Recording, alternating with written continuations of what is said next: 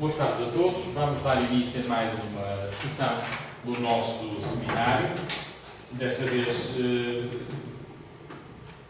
dirigida ou direcionada novamente para património e mais concretamente sobre a preservação e salvaguarda da pintura mural portuguesa dos séculos XV e XVI. E temos connosco a professora Paula Bessa, que é professora do Instituto de Ciências Sociais da Universidade de Minho, a quem agradeço desde já a disponibilidade para colaborar connosco.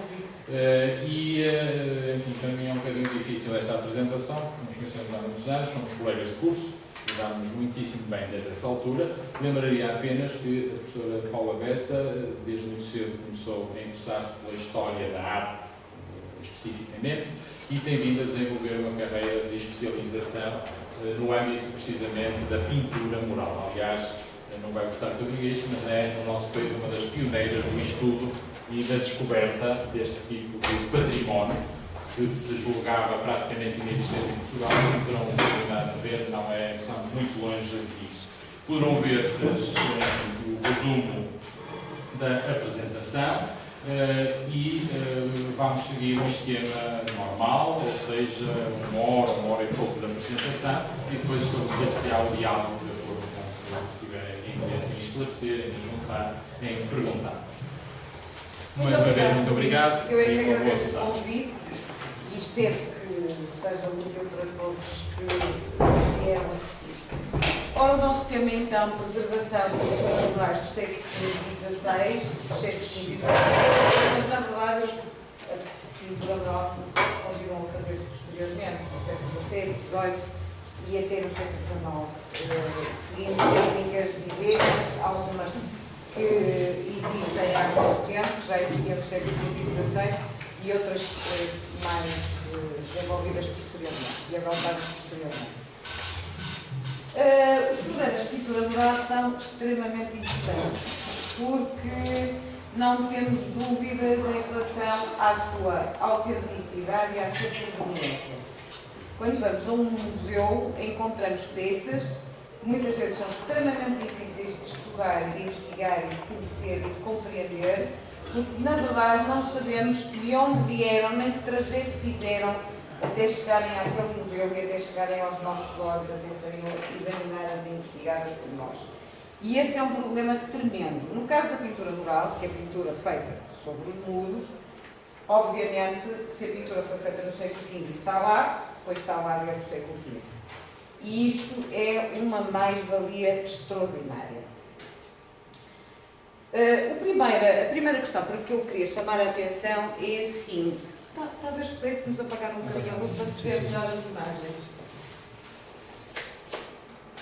A primeira coisa para que eu quero chamar a atenção é a seguinte. A primeira vez que se escreveu alguma coisa sobre pintura mural em Portugal foi no final do século XIX. E foi preciso uma longa trajetória para realmente se generalizar a ideia de que a pintura mural tem um valor patrimonial. Isto acontece com qualquer tipo de objeto. E eu uso a palavra objeto no sentido lato.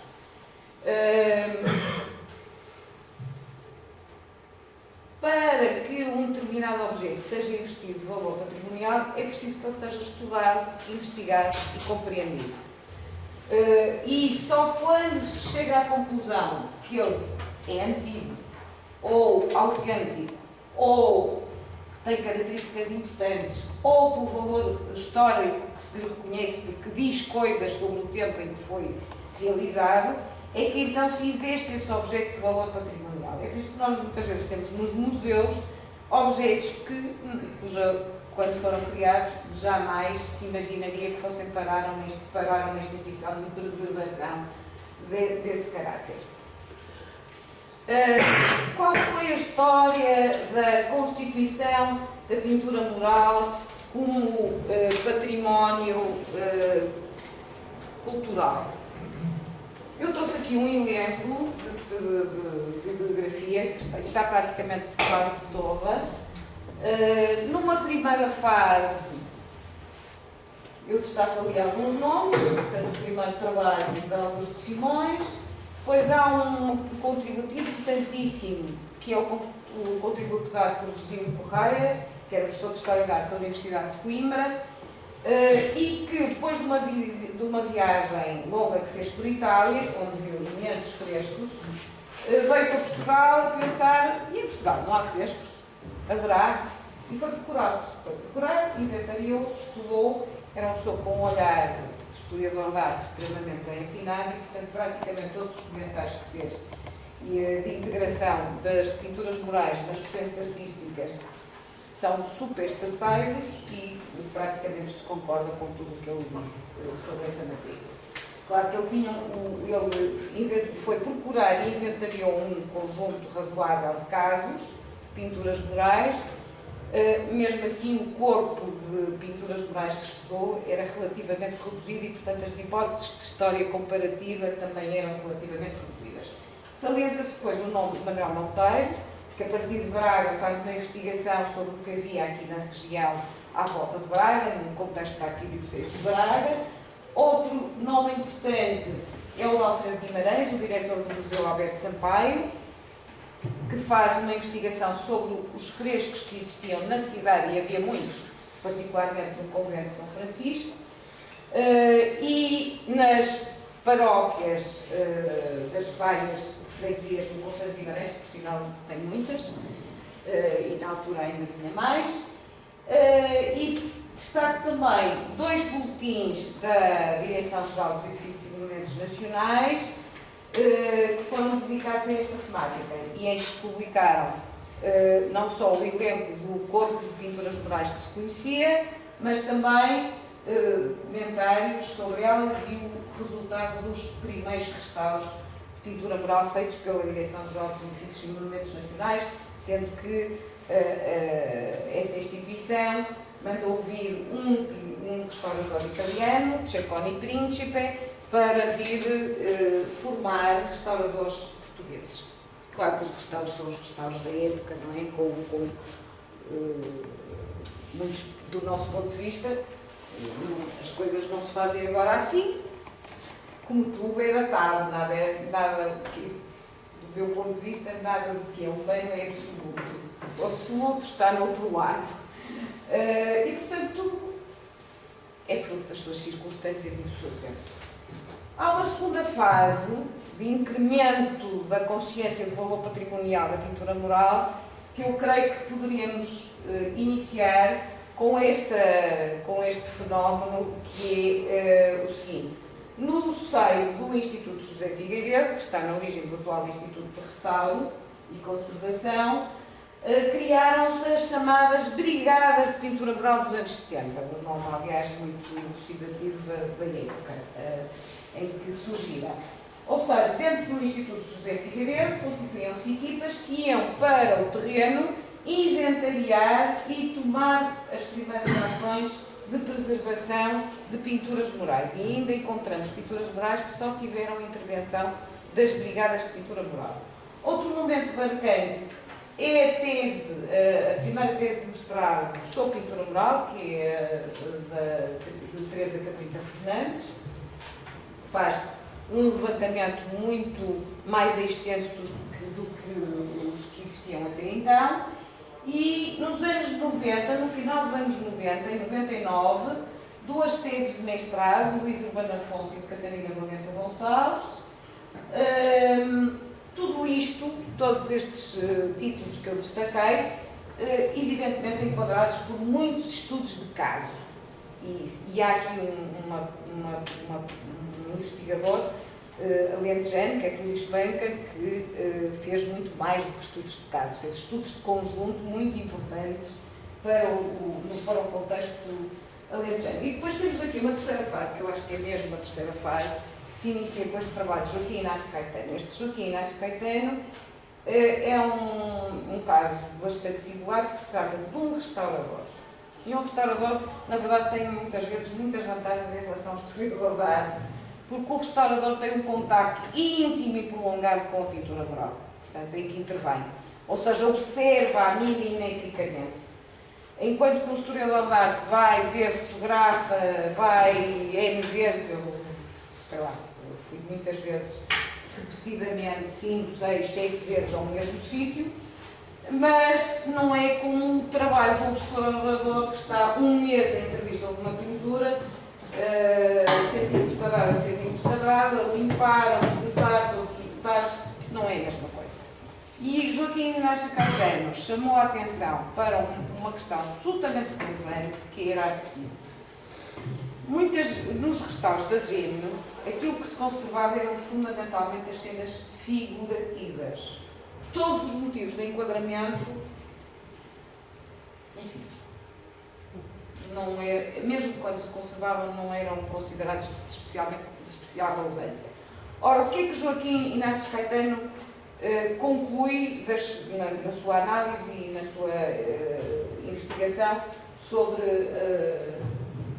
as oficinas de pintura mural a trabalharem na zona de Vila Real e depois relacionando-as com pinturas murais de outros locais? Conclui o seguinte, que usavam motivos de estampilha, de stencil, de padrão, e que, analisando esses motivos, podemos perceber que pinturas em locais muito diferentes foram realizadas pelo mesmo mestre e pela mesma oficina. Portanto, isto dá logo uma relevância enorme.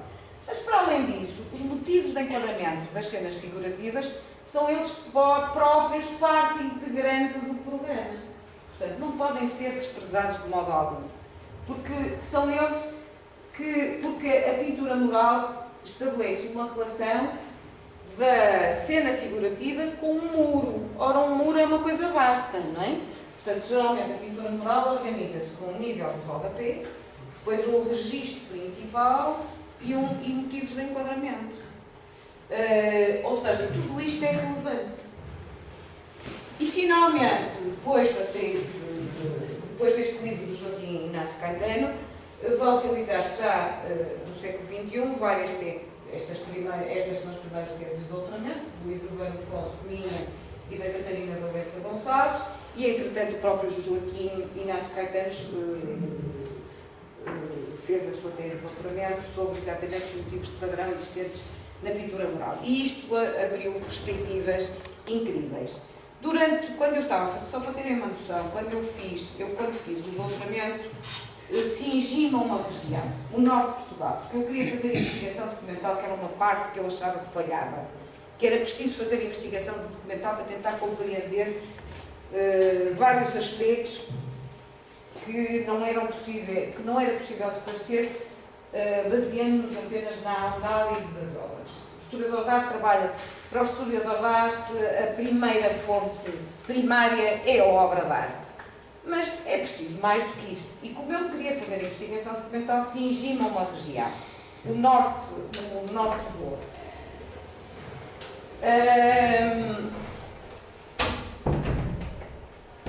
E desde que, quando me cingi a esta região, comecei o meu trabalho com 30 e tal casos identificados. E acabei a tese. Assim, abruptamente, decidi, bem, isto agora não pode ir mais, até já tinha estudado mais casos, mas resolvi, bem, isto agora para aqui, porque senão isto é infinito. Porque eu comecei com 34 casos e acabei com 74, quase o dobro. Portanto, em 5 anos, ou 4 anos de trabalho, de 2013 a 2007, que foi quando eu entreguei a tese, embora ela só tivesse sido defendida em 2008, em 4 anos duplicou o número de casos conhecidos. E desde então não para de se descobrir novos casos. Portanto, já falamos sobre esta questão. Como veem, quando observamos estes programas, vemos que é absolutamente indispensável preservar os programas na sua totalidade, tal como quando são encontrados. Por exemplo, aqui neste caso de Guadalupe, que é uma capela devocional em Monçós, os degraus, o altar, o rodapé, tudo levou pintura mural. Os degraus, o frontal do altar, um nível de rodapé, uma parte principal da pintura, que é figurativa, que é uma árvore de GC, e depois os motivos de enquadramento, porque isto é preciso pintar uma parede totalmente, e até às vezes uma capela mor inteira. No caso aqui, por exemplo, se só nos fôssemos a interessar por motivos figurativos, no caso da Capela da Glória, estávamos mal, porque é quase todos motivos decorativos, à exceção de um lado e do outro da capela, de um destes motivos que é um brasão. Por outro lado, isto é extremamente importante, a conservação, porque a pintura mural articula-se com o muro, portanto, fingindo retábulo, fingindo panos pendurados, adota várias soluções de articulação da pintura com o espaço em que se coloca. Onde é que há pinturas murais? Bem, há pinturas murais, sobretudo, as pinturas murais que se conservaram, por exemplo, há um caso em contexto civil, que é, há muitos depois para os finais do século XVI em contexto civil. Mas aqui no norte e na maioria do país, as pinturas murais conservaram-se mais em contexto eclesial, e isso acontece em qualquer circunstância. Nos textos beneditinos, como é o caso de Pombeiro, temos aqui os dois arcebiscos românicos de Pombeiro, têm ambos pintura mural. Aqui é um programa claramente beneditino, não é? com São Mauro e São Plácido, e aqui é uma capela dedicada, aqui temos um arcebisco dedicado a São Brás, e de um lado, que aliás esta figuração segue a história de São Brás como está contada na legenda áurea.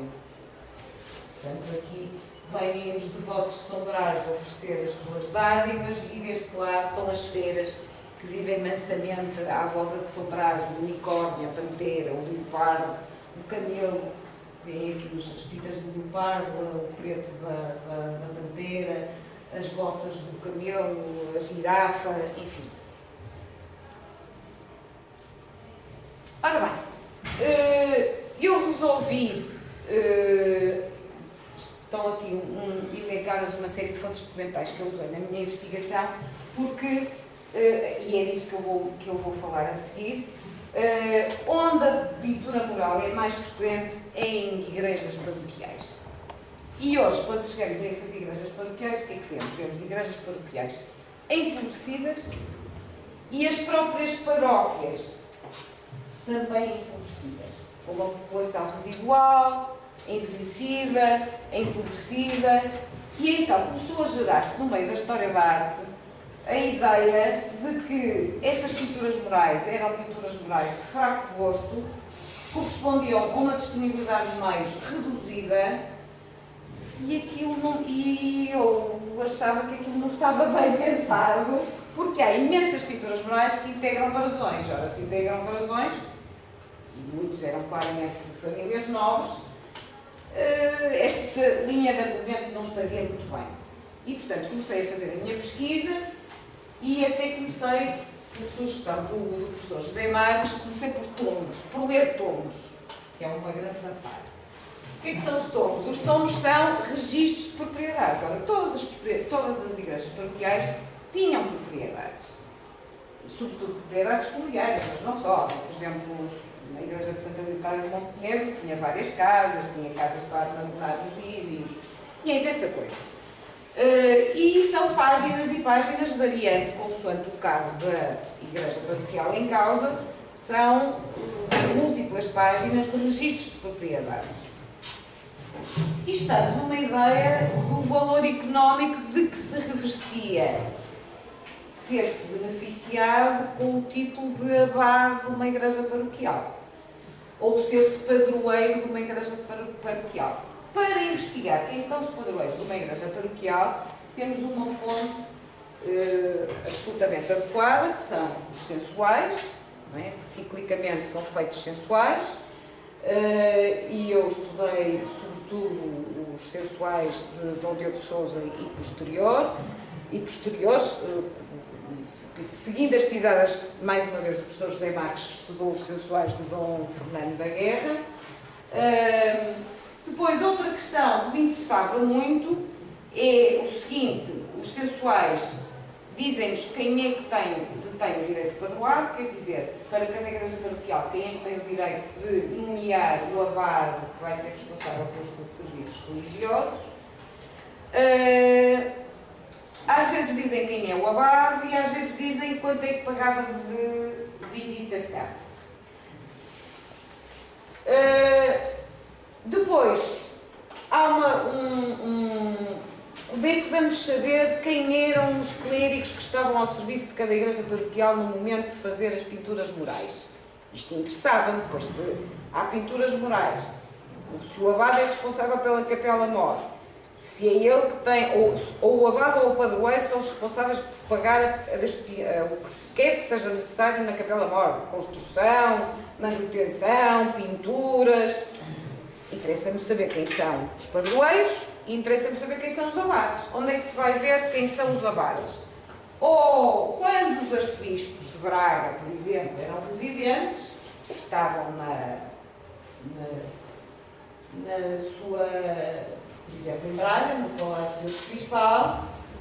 Quando um arcebispo é residente, faz livros de confirmações, ou seja, diariamente vai registando quem renuncia ao cargo e quem é que se nomeia para ocupar. Quando não é residente, por exemplo, o Dom Henrique, depois vem a ser o Infante Dom Henrique, depois vem a ser cardeal, fazem livros de registros de títulos. O que era isto dos registros de títulos? Era o registro das, digamos assim, entre aspas, certidões dos documentos certificados, autenticados, que cada abade tinha que apresentar para justificar o facto de ter o cargo e desempenhar as funções que desempenhava. Outra fonte interessante é a constituição das comendas novas, que é feita por Dom Manuel, em que supostamente o rei retiraria uma parte dos rendimentos das igrejas do seu padroado para criar novas comendas. Mas abusou imenso e retirou parte dos rendimentos a muitas igrejas que não eram do seu padroado. Posso? Está a falar de uma palavra padroado. Eu associo a padroeiro, que é um santo protetor de uma igreja, não é isso? Não. O que é o padroado? O padroado é um senhor, pode ser do clero ou da sociedade civil, que detém o direito de nomear os clérigos que servem numa igreja. Portanto, há duas maneiras, a palavra tem dois sentidos. Padroeiro é o orago, pode ser o orago, e padroeiro é o senhor que tem o direito de nomear o clérigo que serve naquela igreja. Abade ou reitor. Os padroeiros podem ser pessoas muito variadas, desde, por exemplo, no caso da Arquidiocese de Braga, ao tempo de Dom Diogo de Sousa, a pessoa que mais tinha padroados era o próprio arcebispo. Mas o rei, o Duque de Bragança, o Conde de Penela, os Silva e inclusive populações, por exemplo, em Anciães, o padroado era detido por todos os habitantes da vila de Anciães. Noutros casos, por exemplo, em Cerveira, devia haver uma situação semelhante. Muitos fregueses tinham, porque na altura não se usa a palavra paroquiano, usa-se freguês. Que é curioso, nós dividimos freguês para o lado civil e paroquiano para o lado religioso, mas na altura, na documentação desta época, a palavra que é mais usada é os fregueses. Por exemplo, no caso de Cerveira, o Visconde, como se refere na documentação, nem dizem que é de Cerveira, só havia um na altura, portanto era o Visconde.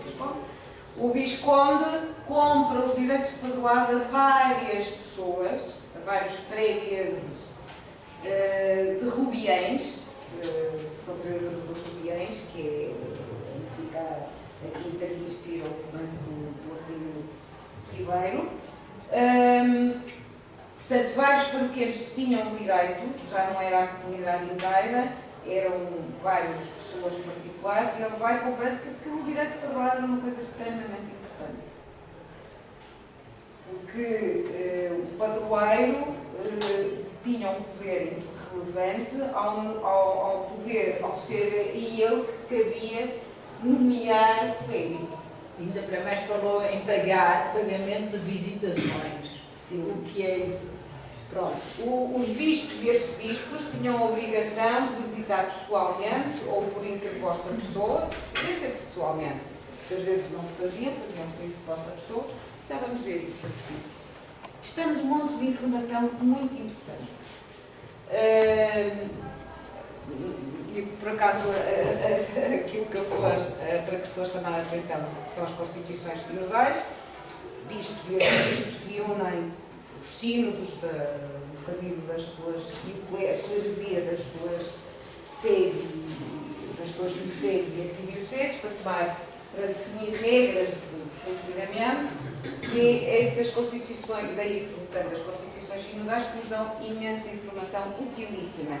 Portanto, o quadro, uma das questões que me preocupava era porquê que se fazem programas de cultura moral tão vastos que abarcam toda uma capela mor e feitos com tanta simplicidade de meios.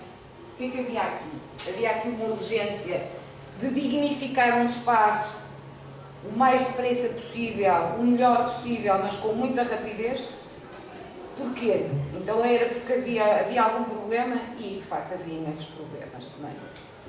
Nós chegamos ao fim, ao último quartel do século XV, com Dom Luís Pires, arcebispo de Braga, a dizer o desemparo em que são postas quase todas as igrejas e mosteiros deste arcebispado e com tanto desprezo tratam as igrejas e mosteiros e santuários que muitas delas mais parecem já estravarias de bestas e porcigões de porcos de templos de Deus. E, portanto, havia que pôr ordem nisto. E toma resoluções, manda que nos mosteiros beneditinos haja imagens de São Bento e São Bernardo e nas casas de coros grandes de Santo Agostinho, imagens de Santo Agostinho. Depois Dom Diogo de Sousa, logo nas Constituições para o Porto e depois repetindo a mesma disposição nas Constituições sinodais de Braga, já como arcebispo de Braga, vai determinar que existam imagens, sejam elas quais forem, de vulto, portanto esculpidas ou pintadas, do horário do Santo Padroeiro ao centro do altar. Uma coisa que me interessou foi saber se aquilo que os... por acaso, quando apresentei estes dados das Constituições sinodais à minha orientadora, ela disse, opa, isto deve ser um exagero. E então eu resolvi ver se havia eco dos problemas nas ordenações do reino. Se havia mais do que uma voz a falar dos mesmos problemas. E no caso dos abusos da nobreza, há as ordenações do reino. Por exemplo, eu pus aqui dois extratos apenas, no caso, num extrato de uma ordenação do rei Dom Pedro, o Cru, e de Dom João I, em que se vê que claramente o rei, estes dois reis, percebem que a nobreza tinha um comportamento que não era de todo benéfico para a boa manutenção das igrejas, e que era abusivo. Então chegamos finalmente às visitações. Perguntou-me o que eram as visitações. Portanto, os prelados tinham a obrigação de visitar pessoalmente, ou no caso de não poderem por interposta pessoa, pessoas por eles designadas, as suas dioceses e arquidioceses. Nesta época que eu mais estudei, fazem a visita a dois níveis. No temporal, ou seja, vão ver se as igrejas estão bem, o edifício, o equipamento, por aí adiante. E no espiritual, se estão bem nos serviços religiosos, no comportamento das pessoas, etc, etc. E depois até acrescentam a isto, ainda vem mais tarde a acrescentar a isto a devassa, de saber se havia pessoas que tinham comportamentos incorretos, que trabalhavam nos dias em que deviam ser de guarda, e outras coisas mais, sendo que, como o professor Francisco Lema Soares dizia, o que mais aparece é mancias e margantes e coisas do género. Mas a mim o que me interessava muito era saber o que é que os visitadores, o que é que os representantes dos prelados mandavam fazer em termos de obras. E no caso das pinturas, o que eles mandam sistematicamente é: na Capela Mor, a responsabilidade era ou do padroeiro, no caso de não a representar um abade, e sim apenas o clérigo de missa, que fazia a cura de almas, ou, no caso de haver um abade que beneficiava das tendas da igreja, era o abade que era responsável pela Capela Mor. Tudo, construção, por exemplo, se mandasse fazer uma criação, era o abade que tinha que pagar a partir das rendas que dispunha, das propriedades familiares que estavam atribuídas que eram propriedade da igreja. Depois, os custas do que se fizesse no arco triunfal eram divididas a meio. Metade era paga pelo abade, metade era paga pelo padroeiro e metade era paga pelos paroquianos. Na Capela Mor, a única coisa que se estabelece é a imagem do Drago no centro do altar. Mais nada. No caso do arco triunfal, é no topo do arco triunfal uma crucificação ladeada pela Nossa Senhora e por São João, que é aquilo que nós em História da Arte chamamos de madeirismos. De cada lado, sobre os altares, santos da devoção. Não se pede mais nada. No corpo da igreja não se pede nada, não se exige nada. Portanto, tudo isto, tudo o que há nos corpos das igrejas, nas paredes laterais de uma igreja, é da livre iniciativa dos paroquianos. Portanto, isto diz-nos muita coisa. O potencial da pintura mural é enorme porque nos diz, os programas de pintura mural na Capela Mor dizem-nos quais eram as intenções de quem a escolheu fazer. Fosse o caso mais caro do padroeiro ou o caso mais frequente dos abades. O que se passa no arco triunfal, sobretudo sobre os altares de fora, diz-nos, se trata de santos de devoção, quais eram os santos aos quais era prestada maior devoção pelos paroquianos. E se há pinturas nas paredes do corpo da igreja, bem, ninguém era obrigado a fazer pinturas nenhuma comunidade paroquial era obrigada a fazer pinturas nas paredes laterais. Portanto, isso diz-nos imenso sobre as formas de devoção, os focos de devoção e as necessidades sentidas, porque muito vamos ver que alguns programas são bem extensos e colocam questões bem interessantes. Desculpe. Mas essas pinturas feitas pelos outros, pelos laterais, não tinha que se exigir a determinadas regras? Ou pintavam o que lhes aprovesse? Em geral, o que os visitadores dizem, pintem santos da vossa devoção. Nós temos, por exemplo, não sei se era sempre assim que era escolhido, o santo da devoção, mas o Luís Alexandre, para Bragança, na sua investigação sobre igrejas paroquiais em Bragança, encontrou uma visitação em que se reporta que os paroquianos escolheram os santos por votação. Portanto, puseram feijões de várias cores e aquele feijão, tiravam os feijões para dentro do cântaro e, portanto, os que foram mais votados foram os que foram pintados na igreja. Portanto, e em geral não havia problema nenhum, santos perfeitamente aceitáveis aos olhos da hierarquia religiosa e eclesiástica. Ora bem, isto foi um preâmbulo para começarmos a falar de pintura em igrejas paroquiais. Eu só vou mostrar aqui 3 ou 4 exemplos, porque o PowerPoint tem 700 e não sei que gigas, portanto tem quase 700 gigas, e portanto tem tantas imagens, que eu não era possível mais.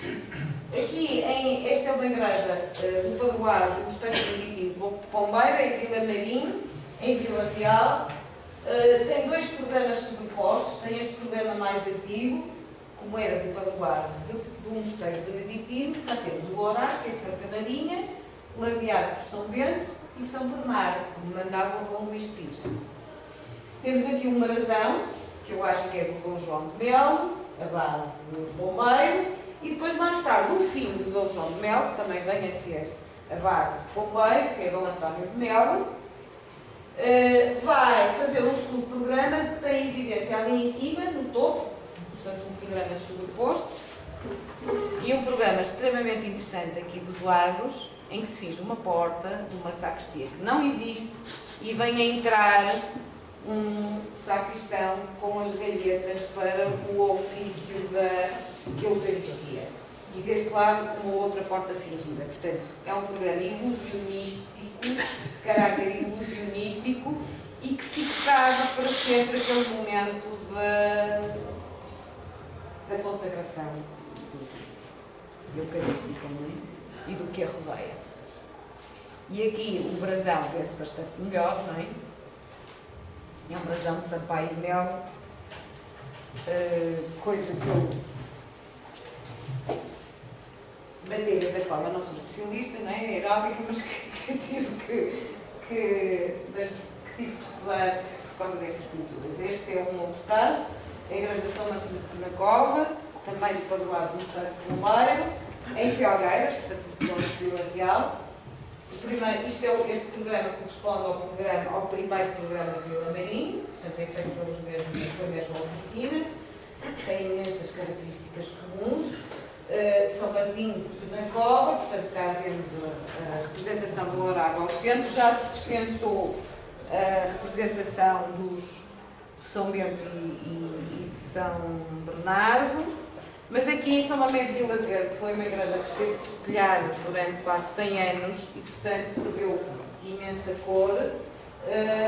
Vemos um primeiro programa com São Bento e São Bernardo, e aqui estaria o São Mamede, e depois teve um segundo programa do mesmo mestre que fez os outros, que é o mestre Arnaus, quer em Vila Marim, quer o programa de São Brás de Pombeiro. Quanto aos estatutos dos encomendadores, ora bem, eu há bocado falei desta questão. A esmagadora maioria das pinturas mais está em igrejas paroquiais.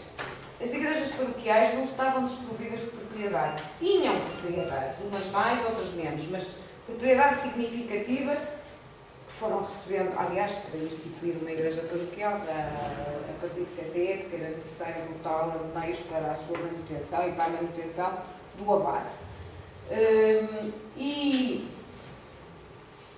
Então, aqui brasões, não é? Portanto, o estatuto foi uma questão que me preocupou, porque havia, como disse, ideias já que se estavam a consolidar, que isto era tudo gente de fracos recursos e de pouco gosto, e afinal talvez não seja bem assim. Ora, neste caso há dois brasões, o do Dom João de Melo e o do que eu depois esclareci melhor, porque há características comuns a este brasão e a outros em outras igrejas do Padroado de Pombeiro, e o do Dom António de Melo, que aqui vemos. Ali é um programa com o brasão do próprio arcebispo Diogo de Sousa. Aqui em Monçós é um brasão do Dom Pedro de Castro, protonotário, capelão do Marquês de Vila Real. Mas isto é assim.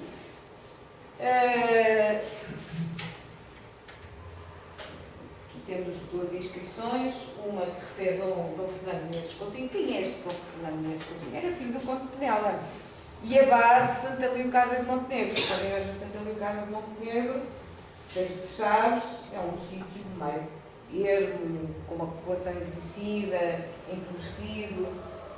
Este Dom Fernando Menezes Coutinho era filho do Conde de Penela, vai ser depois bispo de Lamego, arcebispo de Lisboa, inquisidor, finalmente vem a Inquisição. Portanto, e, por exemplo, os filhos dos condes de Cantanheira são abade. Este Dom Fernando Menezes Coutinho era filho do Conde de Penela, usava do privilégio de ser tratado como sobrinho del rei, que aliás consta das suas confirmações pelo Dom Diogo de Sousa. Era sobrinho pelo lado materno de Dom Jorge de Almeida, bispo do Conde de Coimbra, por isso é que ele era deão de Coimbra. Como se refere aqui nesta deão de Coimbra, como se refere nesta legenda, e tal como não era dito, e tinha 16 igrejas, era abade de 16 igrejas no arcebispado de Braga. Era deão de Coimbra, abade de 16 igrejas no arcebispado de Braga, enfim, e fora o que mais deteria por esse país fora. Porquê? Porque não era nada de desdenhar para filhos segundos, mesmo da nobreza titular, não é? Do Conde de Penela, mas posso falar de outros, do Conde de Cantanhede, do Conde de Porto Alegre. Não era nada de desdenhar para filhos segundos serem abades de um número razoável de igrejas que lhes permitiam obter os rendimentos para viverem de acordo com o seu estado, como pessoas da nobreza. Mas abades De igrejas particulares, clérigos. São clérigos. Sim, clérigos. Este depois foi bispo de Lamego, bispo de Lisboa, etc. No caso, por exemplo, do filho do Conde de Porto Alegre, que é o Dom Miguel da Silva, uma figura conhecidíssima, foi ele que foi dedicado a uma das obras maiores do Renascimento, que é o Il Cortigiano, do Baldassare Castiglione. O Dom Miguel da Silva era filho do Conde de Porto Alegre, era primo direito do arcebispo de Braga, Dom Diogo de Sousa. Portanto, temos gente de todos os estatutos a encomendarem. Eclesiásticos, já vimos o próprio arcebispo Dom Diogo de Sousa, filhos da nobreza, gente da nobreza, abades, que por sua vez também eram membros da nobreza, como os Melo, e depois temos todos os outros, porque ao nível dos paroquianos temos as encomendas privadas ou coletivas das comunidades paroquiais. Portanto, temos uma variedade enorme. Agora, o que estas paróquias não estavam era tão distantes das elites como talvez estejam hoje. Não é? Porque nestes locais a nobreza tinha propriedades e, portanto, vigiava as suas propriedades e portanto, havia uma maior exposição. É por isso que nós encontramos obras absolutamente fabulosas de atualidade para a época, relativamente às tendências de gosto da época, em sítios que hoje estão completamente fora dos circuitos mais vulgares. Os franciscanos foram grandes encomendadores de pintura mural. Eu só trouxe aqui o caso de São Francisco de Bragança, é um programa escatológico, um programa sobre a salvação, não é? Sobre o fim do mundo e a salvação. Portanto, aqui em baixo, entre as janelas, há figuras de homens de pés descalços, que eu penso que são os apóstolos, conservaram-se muito pouco. Depois, aqui em cima, tem o Castelo das Virtudes, Nossa Senhora da Misericórdia e o Julgamento Final. Portanto, é um programa claramente desta natureza. Programas de pintura mural em capelas funerárias.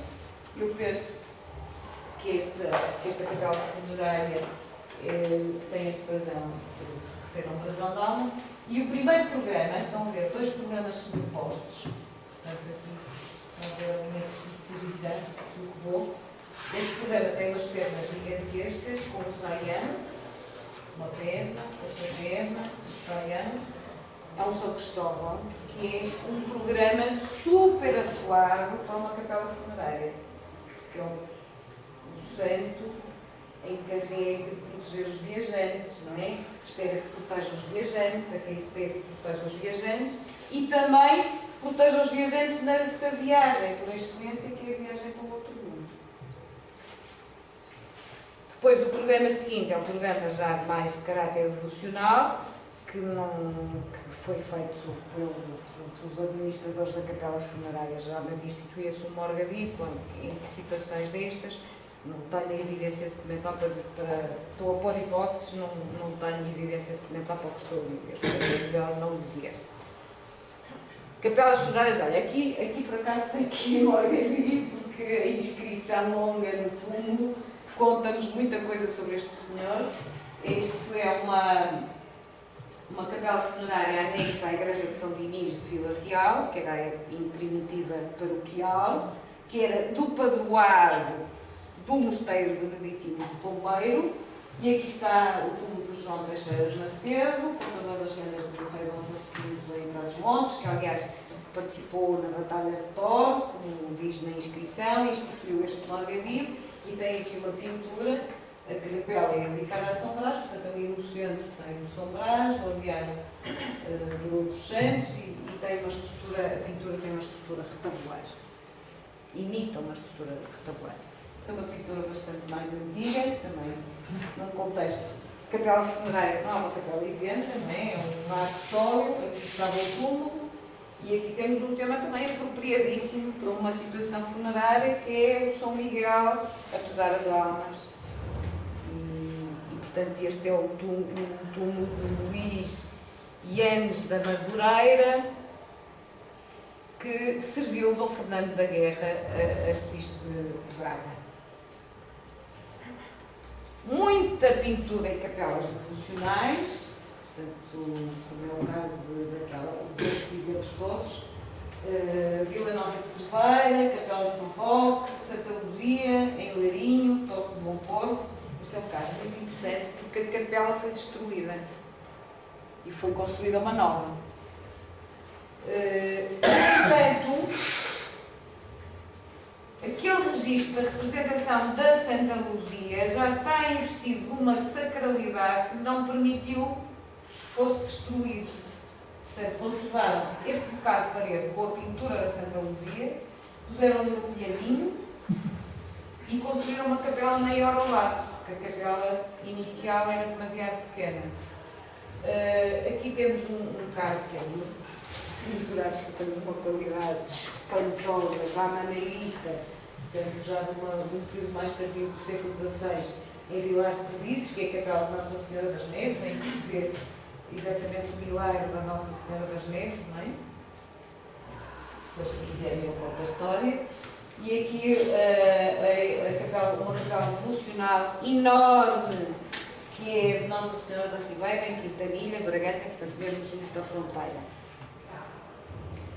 Ainda temos as pinturas murais em ermitérios, como é o caso deste, o ermitério da Quinta da Peixeira, em Açoeira, que inclusive inclui uma representação do primeiro ermita, e este, que é um sítio que eu não tenho aqui a melhor fotografia para vos mostrar, que é um ermitério nas margens do Rio Douro, na sua parte do Douro Internacional, em Picote, na fronteira de Serrinha e Picote, num sítio absolutamente ermo, e isto é uma espécie de dolmen construído no século XVI e pintado por dentro.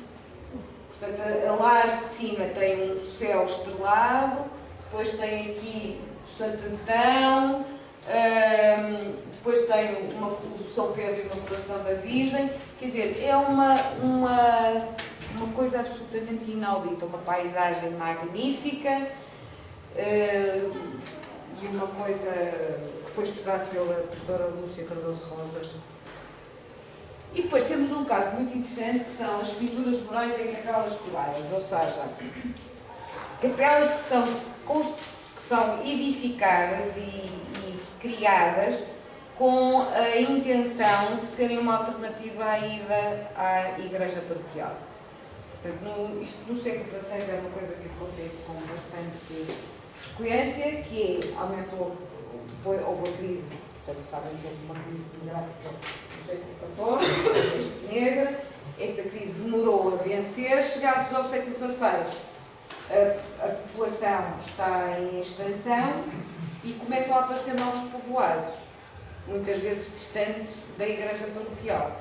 E, portanto, constitui-se uma capela que fica dependente da igreja paroquial, à qual é preciso é preciso pagar direitos à Igreja Paroquial, mas naquela capela são prestados os serviços religiosos para a comunidade local e todos os sacramentos. Por exemplo, nesta capela, isto, quando eu estava a escrever o livro sobre pintura mural na Rota do Românico, já o livro estava aí para a tipografia quando apareceram estas pinturas. Integrando lá, a correr muito, e eu tive que fazer um estudo disto. Posso? Sim. Quer dizer, aparecerem essas pinturas, é que elas foram descobertas. Portanto, estavam tapadas, era? É. Muitas vezes estão tapadas com cal, outras vezes estão tapadas com um retábulo. Tira-se o retábulo para mandar fazer um restauro e por trás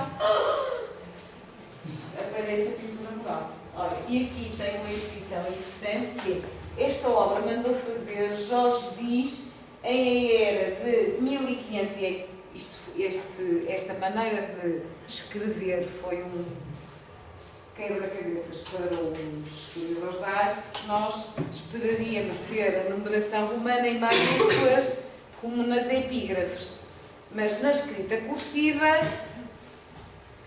sai assim.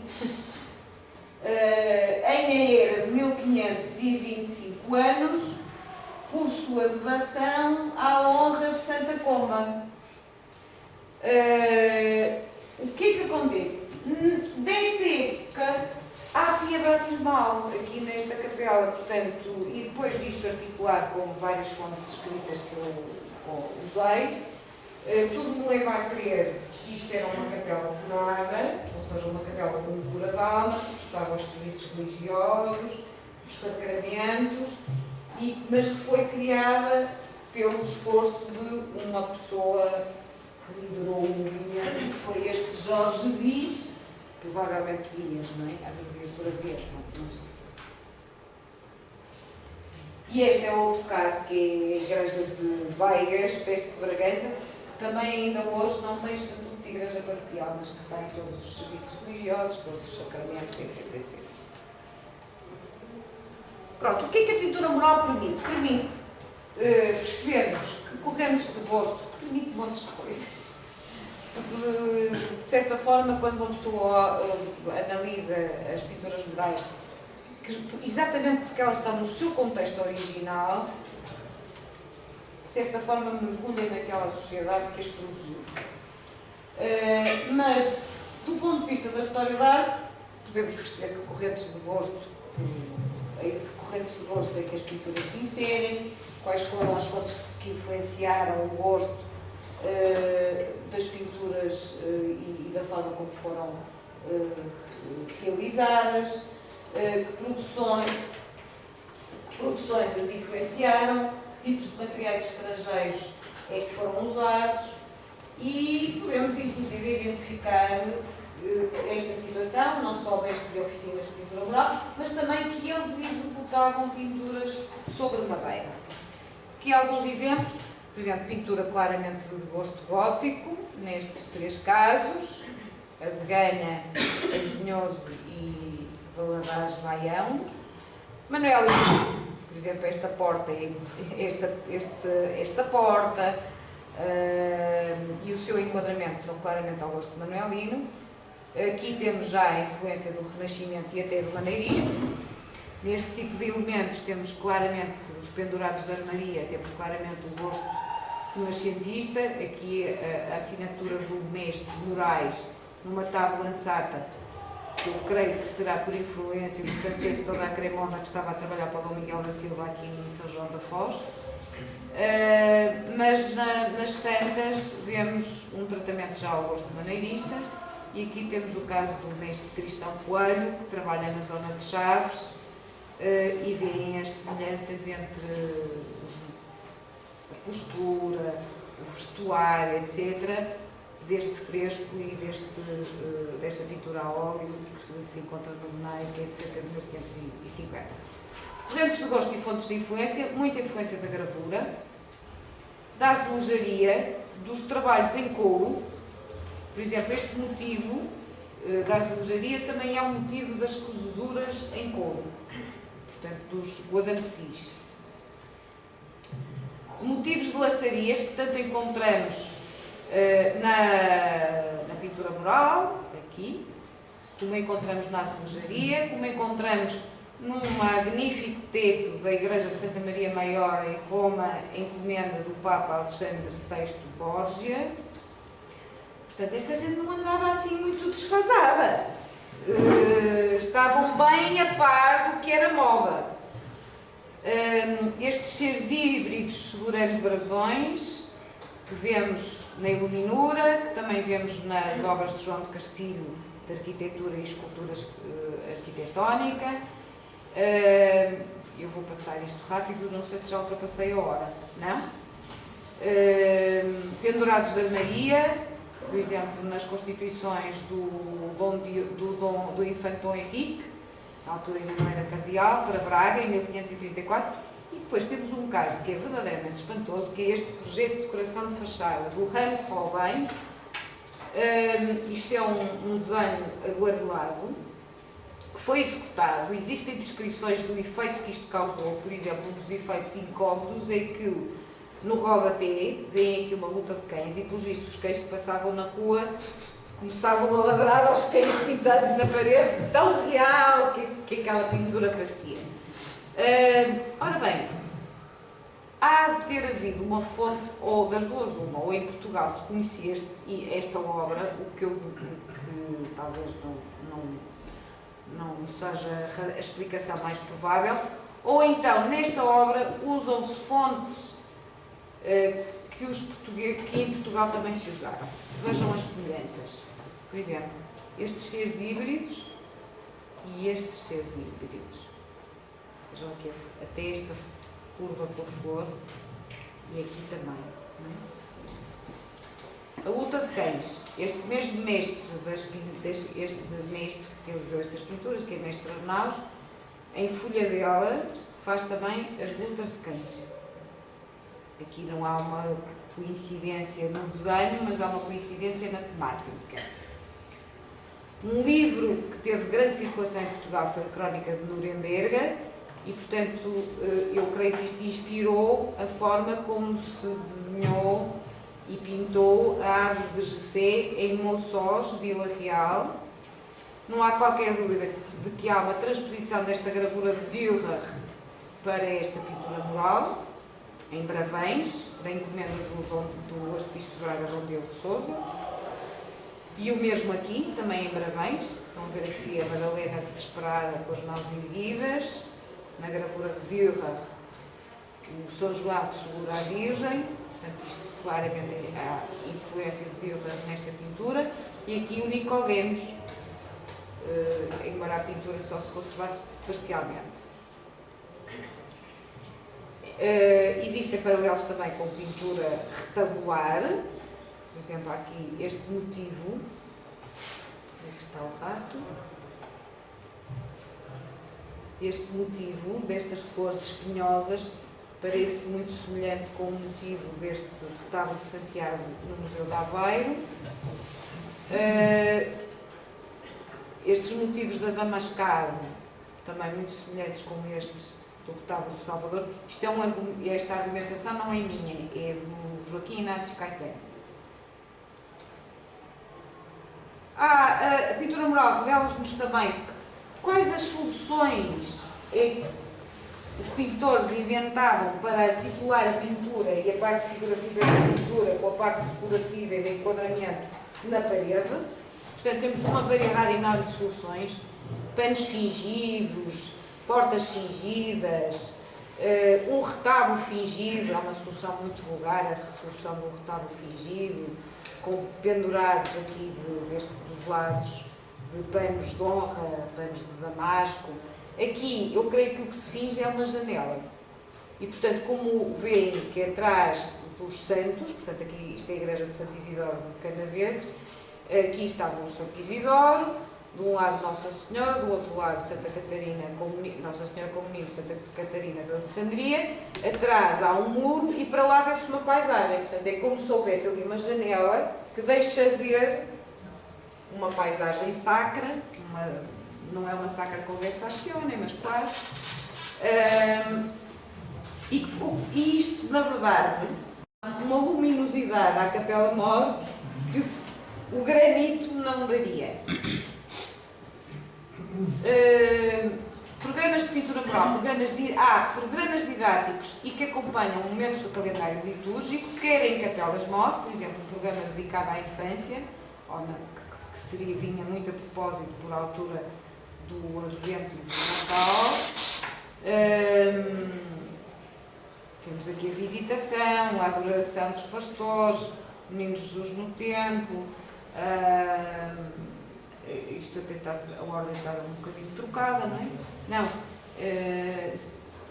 Não, aqui é uma circuncisão. Circuncisão, muito bem. É circuncisão, eu fui lá até várias vezes, tenho aqui a faca da circuncisão na mão. Aqui a apresentação do Menino Jesus no templo, o massacre dos inocentes e a fuga para o Egito. Portanto, isto cobria o calendário litúrgico. Uma parte razoável do calendário litúrgico. Depois, por exemplo, aqui um programa dedicado à paixão. O Lava-Pés é um programa de Tríduo Pascal. Lava-Pés, lamentação sobre Cristo morto, a deposição no túmulo e o Cristo ressuscitado. E, aliás, aqui embaixo, Pax Vobis, as primeiras palavras que o Cristo ressuscitado disse aos seus discípulos. Pronto, mas também temos programas destes, às vezes muito completos, nas paredes laterais das igrejas paroquiais, o que me leva a perguntar, porquê os paroquianos também precisavam ter esta ajuda visual? Não é? À medida que iam decorrendo o calendário litúrgico, eles precisavam ter uma ajuda visual para se entrosarem no momento que estava a ser celebrado.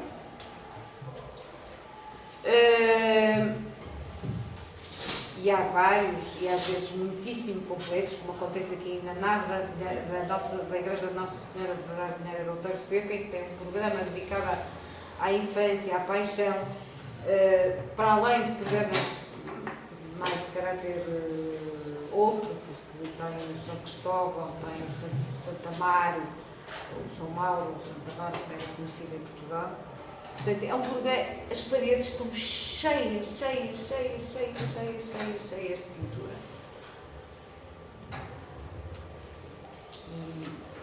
E isto coloca um problema muito interessante, que foi que mesmo em relação aos programas devocionais, creio que também requerem alguma reflexão, por exemplo, os programas de São Cristóvão, da Missa de São Gregório, que são relativamente frequentes, e da Epifania estão sempre na mesma localização, ou seja, podem ver-se das portas da igreja. E eu penso que estes programas tinham um caráter profilático, protegiam da morte súbita. Uma questão e isto coloca uma questão que um historiador inglês católico tem colocado, e que é como é que ele tem um capítulo que se chama assim: como é que o homem do arado aprendeu o Pater Noster. Porque assim, a encomenda pelos paroquianos de programas tão vastos relativos à infância de Jesus, relativos à paixão, significava que eles conheciam, não é? Porque para dizerem ao pintor o que é que querem, têm que saber o que é que pedir, não é? Portanto, como é que eles adquiriam essa cultura religiosa, uma vez que a missa era quase toda em latim e a homilia em linguagem, em português? Como é que eles adquiriam essa linguagem? O historiador a que eu estou a referir é Eamon Duffy, e estou a lembrar particularmente de dois livros. Um é As Vozes de Morbath, que é um estudo sobre uma paróquia que começa antes da Reforma e durante as várias reformas, e durante os retrocessos com a Rainha Maria e depois outra vez as reformas. Durante o período em que a Rainha Maria está no poder, peças que tinham sido mandadas destruir voltam à Igreja, portanto tinham sido cuidadosamente escondidas e depois regressam. E há um outro livro de Eamon Duffy que também me parece muito importante, que teve bastante influência sobre o meu trabalho, gostaria muito de poder dispor das fontes que ele dispôs, que não conheço que existem em Portugal, que é o Despir dos Hotéis. É uma grande obra sobre este processo da passagem de uma Inglaterra católica para uma Inglaterra anglicana, com caminhos de avanços e retrocessos e percursos vários, mas há uma coisa que me causou, a certa altura, eu perguntei-me se nós, historiadores da arte, percebemos verdadeiramente quais são as intenções dos programas.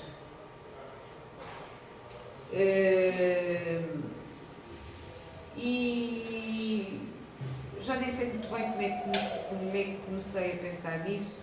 Creio que foi por causa de devoções que chegam aos nossos dias e que se revestem de características um pouco surpreendentes. Por exemplo, a Santa Luzia, em Guimarães. Há ali uma série de celebrações em volta da Santa Luzia que têm a ver com as relações amorosas, com as relações de namoro, com os começos de namoro. Outro santo que suscita as mesmas questões é o São Gonçalo Amarante. Outra é a Santa Catarina de Alexandria. Por exemplo, ainda hoje é muito invocada no Brasil. Por exemplo, publicam-se nos jornais de província anúncios a pedir à Santa Catarina de Alexandria para arranjar marido, ou a agradecer por ela ter arranjado marido. E eu resolvi, não sei muito bem porquê, no meio de... comecei a pensar, mas será que nós percebemos realmente as razões que estão por trás da devoção e da pintura destes santos? E resolvi ir ver os trabalhos dos nossos colegas, do Francisco Tencourt e do José Pedro Paiva, sobre bruxaria, Inquisição, processos de Inquisição relativos à bruxaria, etc, etc. E também os índices, que proíbem muitas vezes orações, entre muitas outras coisas. E nos processos estudados pelo José Pedro Paiva aparecem orações verdadeiramente surpreendentes, como esta, não é? Eu, quando vi esta pintura, pensei, isto é um julgamento final, ponto final. Portanto, fizeram aqui um programa de caráter escatológico. Só que há uma oração, que aliás foi proibida logo num dos primeiros índices, que é esta: Dominus justo juiz, e a Virgem que sua mãe é, e a cruz em que foi posto, o lençol em que foi envolto, Dominus justo juiz, valei-me. No véu da Santíssima Trindade seja metida, aonde não seja presa, nem morta, nem ferida, e de meus inimigos não seja vencida, nem de meu marido cometida. Outro caso é Santa Marta, que nós temos por padroeira das empregadas domésticas, das donas de casa, das cozinheiras. Mas há uma oração que aparece nos processos da Inquisição e que foi proibida no século XVI, mas que aparece nos processos da Inquisição até a Inquisição acabar, e que é esta: Bem-aventurada Santa Marta, pelas terras do Egito passastes, a serpente fera encontrastes, com a santa caldeira de água benta e isso na mão a soldastes, e com ela amansastes, e com a vossa preciosa cinta atastes. À cidade a trouxestes mansa e pacífica, aos infiéis a entregastes. Assim como isto é verdade, o amansamento da fera, da serpente, assim matai e liai o coração de fulano ou fulana, que não possa fazer vida sem mim, que ele não possa dormir, nem comer, nem repousar, até que me ele não venha buscar e rogar, que me dê quanto tiver e faça o que eu quiser e me diga o que souber. Não surpreende. E reze 15 Padre Nossos e outras tantas Ave Marias e 15 credos e rezará a devoção as mesmas 15 vezes fim. Pronto, não vos admira nada que isto tenha sido proibido. Portanto, eu terminava com esta nota de que realmente a pintura moral suscita, permite-nos chegar a muitas respostas, suscita muitas perguntas e há muitas perguntas às quais, na verdade, não podemos responder ou pelo menos não é possível dar ainda respostas com segurança, o que não retira às perguntas o interesse nem a pertinência. E pronto, mostrando mais umas quantas pinturas murais e fico à disposição das questões que me queiram colocar. Todas estas mais nítidas foram sujeitas a restauro, não há nenhuma que tenha Esta ainda não, conservado. esta está fotografada sem restauro, já foi restaurada entretanto. Esta quase não tem mais nada para além deste rosto. É em São Martinho da Teixeira. É um rosto belíssimo, não foi restaurada, nem estava restaurada, nem foi ainda. Estas também não.